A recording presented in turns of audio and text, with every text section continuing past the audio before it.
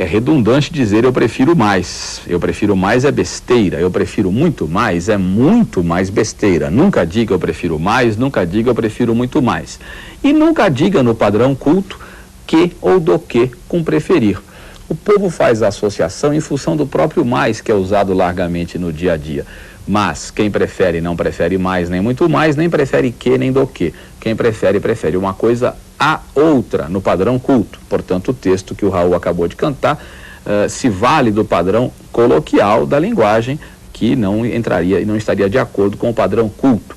Duro é imaginar o Raul cantando isso, né? Eu prefiro ser essa metamorfose ambulante a ter aquela velha opinião formada sobre o que é assim.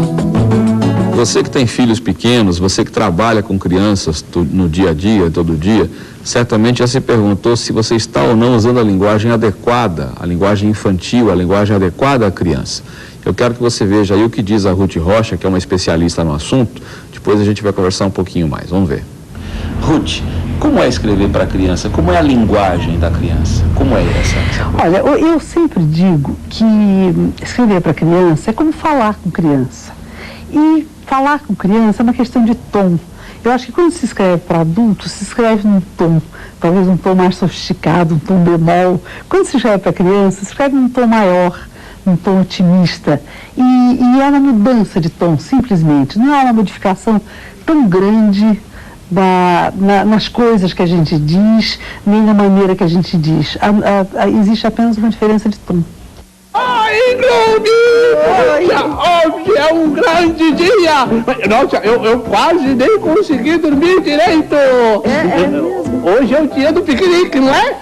Como é que você tá? Tá tudo preparadão pro nosso grande piquenique? Hein? Nossa, eu tô percebendo, assim, você tá contente mesmo, né? Você tá achando que é um dia muito feliz, eu acho isso muito bom, muito saudável, muito feliz. Mas é claro que eu tô feliz, não é sempre que a gente tem um piquenique caprichadão como a gente vai ter hoje. Tá tudo certinho, tudo preparado? Um piquenique caprichadão, né? Com uma cesta enorme de bolo, de doce, tudo. Você não tá sabendo, não? Claro que eu tô sabendo do piquenique. Não, não é do piquenique. E eu acho que ele não tá sabendo mesmo. Mas que coisa! Eu não tô sabendo. Todo mundo já sabendo disso, né? É que, você sabe, o piquenique, como eu ia te falar, justamente então, porque talvez, quem sabe, o piquenique pode ser que foi cancelado. Eu escrevo para criança e acredito que eu escrevo até certo ponto corretamente. Embora eu procure um tom coloquial, eu procuro palavras mais simples. Não evito todas as palavras difíceis, porque eu acho que a criança só vai aprender se ela entrar em contato com as palavras, com as construções, não é? com as imagens. Eu acho que a criança precisa entrar. Mas é necessário que a gente não alinhave muitas coisas difíceis juntas, não use muitas imagens abstratas juntas, porque isso dificulta a compreensão. É exatamente isso que disse a Ruth, é uma questão de tom e uma questão de dosagem. Você viu aí que a Globo teve uma certa dificuldade para falar pro Globo que o piquenique havia sido cancelado.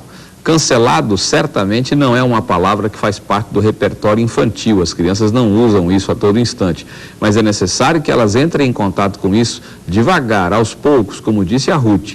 Aí a criança certamente vai se perguntar, o que é isso? O piquenique foi cancelado. Não há mais piquenique, foi cancelado. A criança vai guardar certamente essa palavra no seu vocabulário. Eu me lembro de uma história do Milor Fernandes, genial. A criança percebe que a tartaruga morreu, então faz um escândalo, chama a mãe, grita e tal. Minha tartaruga morreu. Aí o pai está dormindo e a mãe não quer que a criança faça barulho para que o pai acorde, não é? Então, a certa altura, não há mais jeito, o pai acorda e vai convencer a criança de que a vida é assim mesmo e tal, papapá, e usa uma palavra bonita, vamos fazer um funeral. Quando a criança ouve a palavra funeral, arregala os olhos e topa, não é? Legal, o que é o funeral? E aí vai aquela coisa toda. Quando vão pegar a tartaruga para fazer o funeral, a tartaruga não havia morrido não, ela estava viva, ela estava lá no seu jeito natural de tartaruga, não é aquela coisa em eterno estado de dormência. O menino não teve dúvidas, pegou lá um pau, uma pedra e já queria efetivamente matar a tartaruga para que de fato se consumasse o funeral. Tamanho o fascínio pela palavra nova, funeral no caso, não é? Então é isso, a linguagem que se usa com a criança deve ser adequada a essa realidade, a realidade da criança. E aos poucos ela deve conhecer novos vocábulos que a introduzam num outro nível linguístico, num nível em que ela realmente deverá estar no futuro. É isso aí. Língua, nossa língua portuguesa. Vamos falar um pouquinho agora sobre concordância, os casos delicados de concordância e confusões que as pessoas fazem em relação a certas construções compostas ou aparentemente compostas e que podem deixar dúvida no que diz respeito a com qual termo concordar. Veja lá o que faz o povo nessa conversa aí, veja lá. O preço dos automóveis disparou ou o preço dos automóveis dispararam? O preço dos automóveis disparou. O preço dos automóveis dispararam. O preço dos automóveis dispararam. Disparou. Disparou. Dispararam. O preço dos automóveis disparou. O preço dos automóveis disparou. O preço dos automóveis disparou. A maioria acertou, né? Eu não contei aqui, não fiz a estatística, mas a maioria acertou, pelo menos mais da metade aí, seguramente, não é? E o fato de alguém errar prova que a concordância pode deixar muita gente em dúvida. E, infelizmente, eu já ouvi muitas vezes na televisão frases como essa, com a concordância errada. Já ouvi isso em noticiários prestigiados, não é? Coisas como o preço dos aluguéis dispararam ou o nível dos rios subiram, coisas desse tipo. Não faça isso. O núcleo da expressão o preço dos automóveis, o núcleo é preço. Dos é a soma de duas palavras, de mais os. De, a palavrinha que conecta, a preposição, subordina a palavra seguinte à palavra anterior. Então a palavra automóveis está subordinada à palavra preço. Portanto, ela, preço, é o núcleo, é o centro da expressão e o verbo deve então concordar com ela, com a palavra preço. O mesmo se dá na expressão o nível dos rios. O nível é o núcleo, portanto, o nível dos rios subiu e nunca o nível dos rios subiram. O preço dos automóveis disparou e nunca o preço dos automóveis dispararam. Esses problemas se dão também em outras esferas. Veja lá a conversa que eu tive com o grande jornalista Clóvis Rossi. Veja lá. Eu me lembro de um artigo seu de 91 em que você satirizava o presidente da República, ou então presidente, por ele ter cometido um erro de concordância num bilhete mandado ao porta-recados, como você dizia na época. Você, então, a partir de um fato gramatical, ironizou-o. Você também não teme a mesma coisa com você? Temo, é um risco que você corre. Na medida que você se expõe da cara para bater, todo mundo tem direito de bater. Então você tem consciência de que a coisa tem duas vias, vai e volta. Perfeita consciência disso. Agora, eu acho que erro de concordância pode acontecer esporadicamente na pressa. Agora, se tiver tempo de revisar o texto, erro de concordância, tenho certeza que eu não cometo. Pois é, eu me referi aí a um bilhete que o então presidente da República, Fernando Melo, mandou pelo seu porta-voz, que o Clóvis Rossi chamava de porta-recados, né? E nesse bilhete ele dizia: chama-me a atenção os desdobramentos, chama-me a atenção os desdobramentos. E é claro que os desdobramentos chamam. O fato de haver aí a inversão não impede, né, que as pessoas, ou pelo menos não deveria impedir, que as pessoas fizessem a concordância correta. No caso, então, chamam-me a atenção os desdobramentos. O que o Clóvis disse é muito importante. O erro de concordância é uma coisa comprometedora, sobretudo quando cometido esse erro num determinado nível de linguagem, num determinado nível de situação em que se exige um padrão formal de linguagem. É praticamente inadmissível que, nesse caso, o presidente da República cometa esse tipo de desatino. Realmente é imperdoável.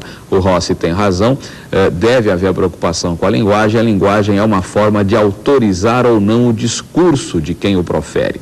Um texto redigido com problemas linguísticos perde credibilidade, sem dúvida perde. Portanto, fica aí a dica fundamental: quando você estiver falando, comece a treinar a concordância. Quando você estiver escrevendo, nem pense em errar a concordância. É imperdoável. É isso aí. Língua, nossa língua portuguesa. Você se lembra de uma propaganda do Banco Itaú que dizia: vamos dar um pulinho no Itaú? E eu fico imaginando se as pessoas né, levarem isso ao pé da letra, irão todas ao banco e começarão lá a dar pulos dentro do banco. Ao pé da letra, se você der um pulo no Itaú, você vai até lá e pula. Na linguagem coloquial, a expressão dar um pulo significa ir rapidamente. E aí é até compreensível o uso do no, que é em mais o, adequado ao padrão coloquial. Mas quem vaiar. O ideal seria dar um pulo ao Itaú, ou melhor ainda, ir ao Itaú no que diz respeito ao padrão formal. Quem vaiar, quem chega a. Os verbos que indicam direção, que indicam o movimento, regem a preposição a. Isso se estuda num capítulo chamado regência verbal, no caso aí, verbo ir, verbo chegar. Eu quero que você veja agora o que acontece em relação a isso numa belíssima canção do Caetano Veloso. Veja lá. Gosto de ver você no seu ritmo, dona do carnaval. Gosto de ter, sentir seu estilo e seu íntimo. Nunca me faça mal, você é linda, sabe viver, você me faz feliz. Esta canção é só pra dizer. Caetano é Caetano, como sempre inspiradíssimo num texto belíssimo, genial, e ele diz a certa altura, gosto de ir no seu íntimo. E aí fica a dupla possibilidade de interpretação. Será que o Caetano usou a preposição errada, ir no seu íntimo, esse no que é em mais o, dando a ideia de movimento, ir até lá? Ou será que o Caetano usou a preposição em de propósito para dizer ir no seu íntimo, fazer do seu íntimo um meio de transporte, ir junto com você, você me carregando dentro do seu íntimo? As duas opções são possíveis aí. E o autor, quando escreve, quando publica um texto, perde até a propriedade a respeito dele. Ficam as interpretações todas aí a critério de quem lê, a critério de quem está analisando. De qualquer maneira, o Caetano conseguiu aí ser genial em função disso, em função desse no. Talvez ele nem tenha pensado nisso, não sei, talvez seja um exagero meu aqui, mas é possível pensar sim nessas duas possibilidades. A preposição em, usada no padrão coloquial, aquilo que o povo faz no dia a dia, ou a preposição em, usada intencionalmente para dizer ir no seu íntimo, ir dentro de você, você me carrega no seu íntimo. Belíssimo isso. Agora veja uma outra canção do Caetano também com a Daniela Mercury, veja o que acontece. Quando eu chego em casa, nada me consola. Você está sempre aflita. Lágrimas nos olhos de cortar cebola. Você está tão bonita. Os nossos irmãos portugueses falam com toda a naturalidade quando chego a casa. Quando chego a casa, não é? Nós aqui no Brasil não conseguimos falar isso, nós falamos quando chego em casa. Caetano escreveu aí quando chego em casa. Formalmente, quem chega, chega a. O Caetano usou a regência brasileira do dia a dia brasileiro, e aí aquela história, adequação linguística. É uma canção popular, nesse caso é até compreensível que se use a preposição, mas não está correto no padrão formal da língua. Quem chega, chega a. É imaginar essa canção, quando chego a casa, nada me consola. Realmente, para os nossos ouvidos brasileiros, no que diz respeito à língua do dia a dia, a coisa fica realmente inédita, fica estranha. Mas em termos formais, quem chega, chega a. É esse então o problema. É assim.